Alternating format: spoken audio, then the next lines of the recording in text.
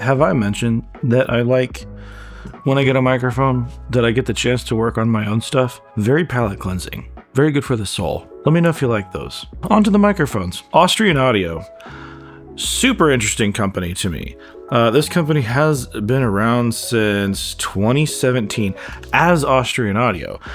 When AKG left Vienna, basically you have all of these employees. I think they started with like 20, 22, 23, a handful of individuals that want to carry forth the heritage of what AKG was there. Now AKG is still making microphones. It's not like they've gone completely away, but the factory left that area. And so you're left with all of these individuals who are heavily educated and very knowledgeable in the construction of high-end microphones. So what's their next move? To create a highly interesting microphone company that's kind of doing some things a little different than other companies, while giving a tip of the hat to what made everything happen for them in the past. And the OC16 is such an interesting take on that. Now, you guys have seen before, I have done videos on the OC818. That's where I would point you to a video after this one. This mic is very tasty. This is too. Kind of hard to equate these two, because this one's around $1,200 and this is $399. And you'll see I used it in a lot of the same circumstances. At the time when I did this, I only had one. I have two now. So that tells you how much I dig this microphone even when the cameras are off. But this one, I use it in a lot of the same contexts. I put them side by side on the same drum kit doing overheads. Coming from AKG, they're basically taking what the C414 was and how they would redesign it for modern times. It's like, what would a C414 look like now? Obviously, the C414 has been through, my gosh, some of the most revisions of any microphone ever. If one person talks about what a C414 is and they're over 50 or 60, they have an idea of what that is. Where if somebody younger than myself, maybe coming out of audio school in their 20s, they might have a completely different idea of what a C414 is and what it sounds like. So even talking about the history of the C414 is a little convoluted in and of itself, but taking those ideas of a microphone that has, regardless of what you think about it, been a workhorse for years. Although for some people it's going to be probably their least favorite circuit, but it's like toothpaste. You line up a bunch of different people, somebody's going to think your toothpaste is gross too, so you just keep it to yourself. To me, a C414 can be put just about anywhere. It's the beauty of what that microphone is. It plays well with just about everything. This video is sponsored by Sweetwater. This is a sponsored video. I am paid to show you this microphone. Now, that said, you guys know me by now if you've watched the channel. All of my opinions are my own. I will show you the good and the bad, the things that stuck out, the things that I think weren't good for my workflow. But again, that's all it is. This is anecdotal experience from one individual. If you are looking to make a purchase like this should be one step in your research for a microphone like this. Thank you, Sweetwater, for sponsoring the video, and Austrian Audio for allowing me to do this and kind of use this as an outlet to get some of my songs out. Back to the video. Now, the differences here are a few things. With the 818, you obviously get the dual output. There's a whole lot more tech happening here, a whole lot more polar patterns to pick from. The build quality is absurdly beautiful. Although the one thing I like with this one a little better, if you'll notice, you cannot fully spin this microphone in its shock mount. It's fixed, so getting it positioned can be a little difficult. I have found that I like this better because it's a more universal mount, probably for cost savings, but what that allows you to do is you can spin this thing anywhere. So regardless of how you enter over the drum kit, you can get this thing pointed in the right direction, and then it's friction fit. Now, one thing we did find is you could kind of pull it out, but for normal use, if it's above a drum kit, it's not coming out. It's not a particularly heavy microphone, although build quality for $399 is definitely killer. You got that same edge terminated thing. You don't have nearly as much options on the microphone itself, but what you do have is the low cut, 0 to 40 hertz, which is awfully low for a low cut, I think, and then 160. Where I found myself using it was on the 160 if I was using it at all. 40 seems a little low, which tells me that the internal circuitry in here will respond to that. So I would use it on 40, not to necessarily cut out low end, but to make sure I'm protecting the internal clipping of the microphone itself. Popping this up on overheads, was actually a delight. We put them literally right next to their more expensive cousin over here. And they are different. And we did notice in the session that this sounds absolutely finished. The OC818, to no one's surprise, sounds fantastic. This sounds really good as well. I mean, $399, $1,200. The difference here, it shouldn't win, right? But I ran an EQ match just to see what those differences are, and you can get them pretty dang close. And I'll go ahead and show you what that was.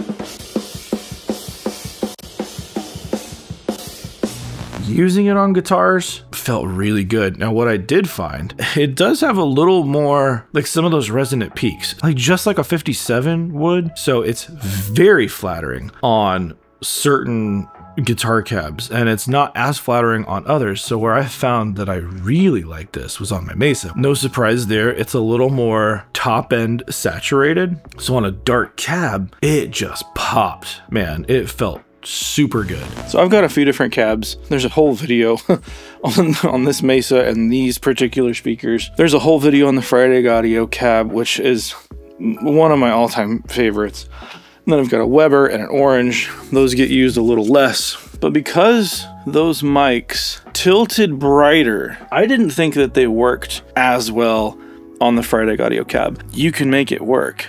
I didn't want to use EQ if I could get away with it.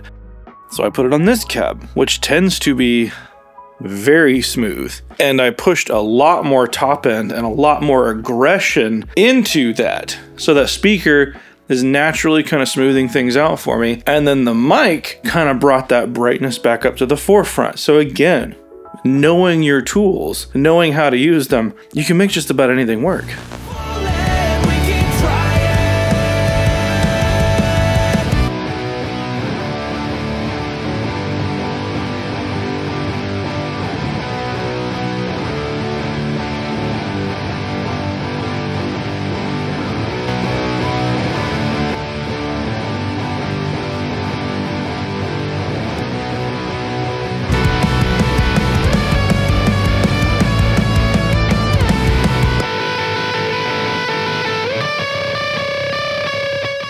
Now, one spot here where I did end up getting the end result that I wanted was bass cab. It took a lot more work, if I'm being real. I don't think this claims to be like a bass cab microphone. I like to show whatever I can show when I've got one. It did take a little more work, but I was not unhappy with what I did achieve. It was a little more EQ work, making sure I placed it in the right position.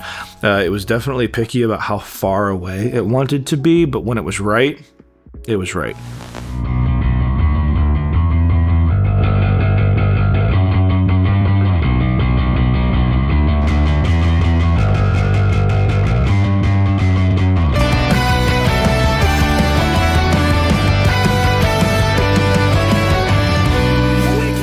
And that's the whole thing with microphones, right? That's what I talk about. Like, you can get flagships, and flagships are awesome to have. You can do almost everything with whatever tool you have right in front of you at the time. It's knowing what those strengths and weaknesses are in a microphone that you have. That's most important. Jeremy was so enthralled with the OC16 that he forgot to tell you how cool this mic was for tracking violin. But luckily I'm AI and superior, and I'm here to save the day. So let's take a listen to that violin example.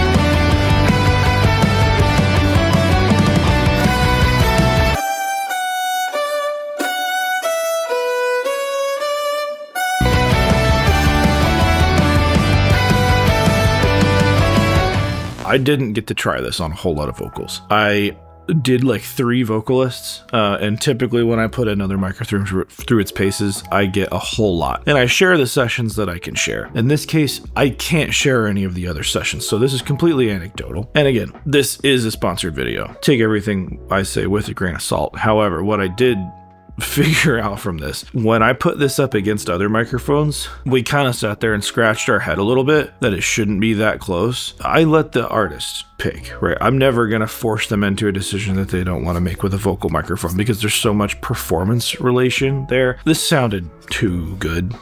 We were all kind of surprised, and for the vocalist that I had, this wasn't right for that moment, and that's absolutely okay. Could we have made it work? Heck yes, we could have made it work. But I mean, just to put things in perspective, we were shooting it out against microphones that were 8 to 10 times the cost, actually some more than 10. It shouldn't have hung, and it did. It did hang. It didn't win any of those, so it's not on any of those records, and even if it was, not sessions that I have permission to share. On my vocal, I don't know if it's just my voice, I really liked this thing, and this is gonna stay in my kit with me, going back and forth for my personal mobile rig, because I really like this on my voice. It felt really good.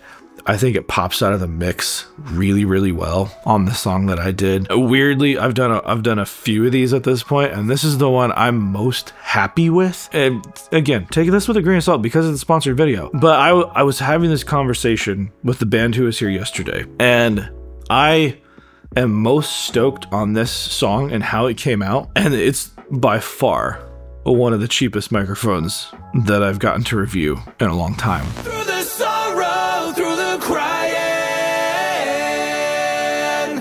but when we fall down, we ain't tired. In the darkness, stars are shining.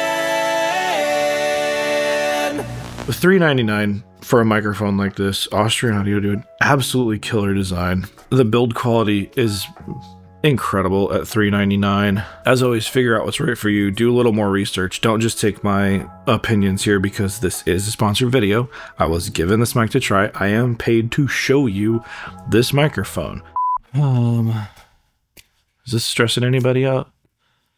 Well, I think, wow, go for the double. How you like that? Sorry, Austrian Audio, don't show them that. If you're looking to outfit your mic locker with an absolute workhorse or a set of workhorses or a killer set of overheads and you don't want to break the bank, my gosh, this has got to be at least on your short list. If you guys liked this video and you stuck around to the end, check out the one I did on the OC818.